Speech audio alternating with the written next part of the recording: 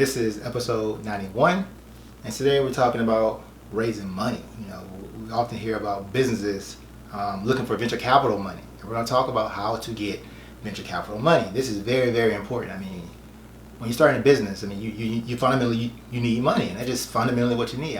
The money is the lifeblood of any business, and we're going to teach you some of the best practices to go about raising money. You see some of the biggest companies in the world. Without raising money from venture capitalists and family offices, I'm going to do a video on family offices later on, so stay tuned for that. But without this money, fundamentally there would be no Elon Musk, Tesla, SpaceX, PayPal, and the list goes on and on and on. They raise money from venture capitalists and family and friends and things such as that. So we're going to teach you the best practices to go about doing that, because this is very, very important. Business development, a part of business development now, at least in today's world, is the ability to raise money. And it's very difficult, but you can do it. And we're going to teach you that in this video.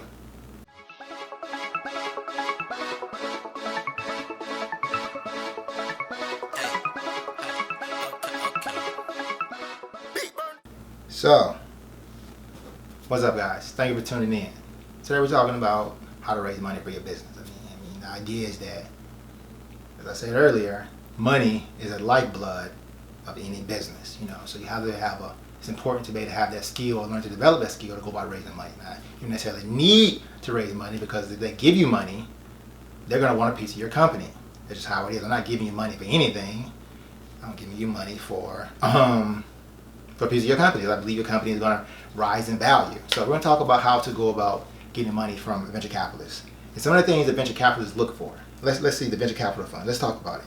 One, they look at your team. They're just fundamentally simple. They look at your team. The idea is that if you are an entrepreneur and it's just you in the business, it's going to be difficult to get venture capital money. They tend to want to invest into a group of people, because the idea is that if something bad happens to you, the business stops. And I just gave you a lot of money, so the business can't stop. So if you are by yourself, it's difficult to raise money in the first place. It's very difficult. But if you're by yourself, you may not really be, VC funds may not be open to you. So that's why you tend to see some of the biggest companies, they have co-founders. They're co-founded for a reason, because they understand the idea is that one person may be the CEO, one person may be the brains of the operation, but we all have roles, and the company is bigger than all of us. So if something happens, the company will still go on. So that's one thing that we should think about. Let's think about getting co-founders. Now, I often understand that when you start a business because you feel like you can do it better than most people.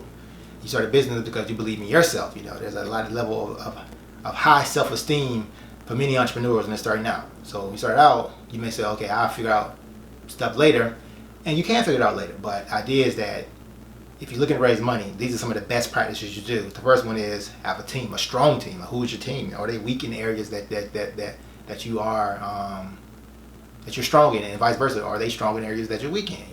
That's very important. So you'll probably have a shareholder agreement, so the legal aspects of it, the shareholder agreements. You look at your board of advisors. You have a board members agreement, and things such as that. Some of the things such as that. So that's one thing. That's one thing they look at. Also, do you have a good product? That's very important. Have you communicated with your consumers? Have you communicated with your potential target audience? Have you taken surveys? Have you talked to them and said, would you be willing to buy this? Or if you're doing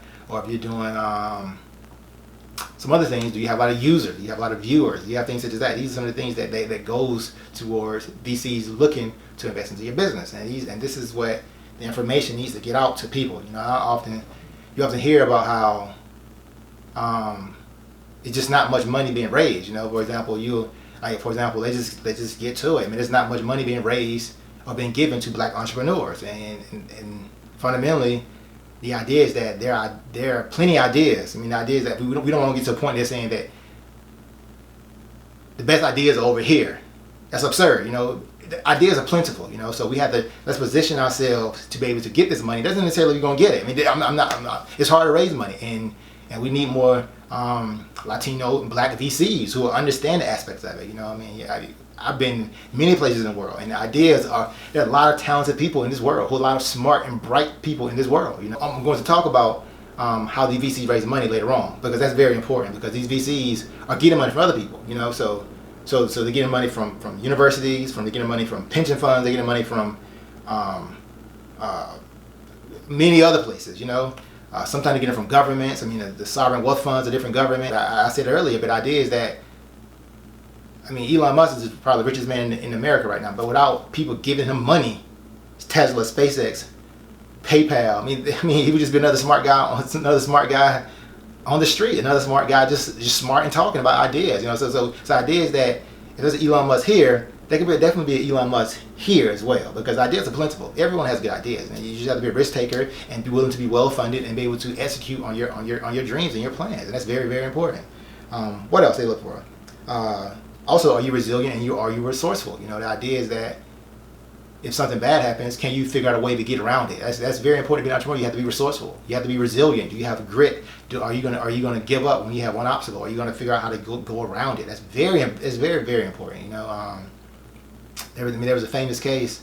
I know I'm talking about Elon Musk a lot, but you know, he's just one of the popular guys in the news right now. But there's a famous case. It was like during Christmas time. Elon Musk, I think it was SpaceX, was about to go bankrupt. It literally about to go bankrupt because it failed on these rocket ships numerous times. And right before Christmas, I think it might have been like Christmas Eve, he had an influx of money to launch his rocket ship. I mean, that's just reality, is that without money, there would be no SpaceX. I mean, and now without taxpayer money, he was a lot of government contracts. So without the American taxpayer, there is no SpaceX. I mean, he gets a lot of, like, when you buy doing energy things, you can get like tax credits when you buy energy solar products, and so that incentivizes people to actually buy solar related products, things such as that. So, but that's some of the best practices. Your team, your board of advisors. Do you have a good product? Do you have a great product? Do you have maybe talk to your potential customers? Are you communicating with them regularly to figure out, okay, am I addressing your needs and your wants and things such as that? So those are some of the factors that VCs look for. So let's talk about the legal structure of a venture capital fund, because some individuals who have a degree in finance, they may one day, or who are entrepreneurial, they may one day want to start their own VC. I mean, if you've been an entrepreneur for a long time, you know what it takes to be a successful entrepreneur and create a successful business. So why not just invest into other companies that you feel can be successful? So you create your own venture capital fund. And the idea is that when it comes to venture capital fund, there's typically like three areas. There's the management company, there's the general partner, and there's the limited partner. Those three are very, very important. So let's talk about the management company. The management company is pretty much just the employees of the venture capital fund, the employees of the venture capital firm. Excuse me. These are the individuals who get together and say, I want to create a venture capital firm. The venture capital firm is typically it's typically organized as an LLC. That's what you'll see, and it's important because as an LLC, because it separates the management firm from the general partner and the limited partner. Now I have a picture that'll show you how it goes, but it's organized as an LLC because these legal entities are very important because it limits your liability.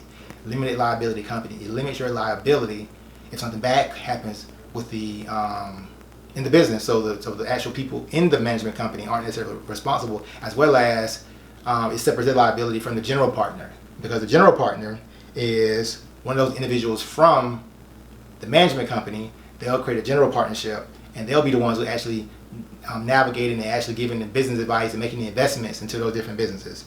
And they pretty much guide the investments of that particular fund. Now, management company can have multiple funds now, but it's one particular fund. There'll be a general partner who's in charge of the money for that fund, and then they'll be working with the limited partner. Now, the limited partner is very important because that's where the money is at. For example, you often see a VC that's talking about we raised $5 million, or we raised $100 million, or $5 billion. They raised it, but they actually don't have that money in the VC firm, the management company. The money's in a limited partner. It's in a limited partnership. It's in that limited partner. All the money stays there, which is separate. And every time they want to get some money to invest into a company, they have to go ask the limited partner, which can be university, and it can be a university endowment. It can be a pension fund. It can be tons of. It can be on. It can go on and on with many things. It can be accredited investors. It can be institutional investors. They go raise money from different institutions. Other people that have raised money, they may go raise money from them to invest into different companies. So the money stays in the limited partner. In the VC firm will have to go ask the limited partner, can I get X amount of dollars to invest into this company? That's what it is. So they actually don't have all the money. They have to ask just like everyone has to ask. So the idea is that they're raising money from all these different places to invest into to companies. So there's a risk that they have. They have a reputational harm that if they don't invest, and they don't get a return on their investment for the money they've been given, they may never be able to raise money again. So they may be a little bit. That's why they're a little bit picky about who they invest into. And the general partner is typically organized as an LLC. So the management company is an LLC. The general partner is an LLC, and a limited partner is organized as a limited partnership. It's very important to understand. So the LLC, limited partnership, and they, in essence, they control the money, as I mentioned earlier.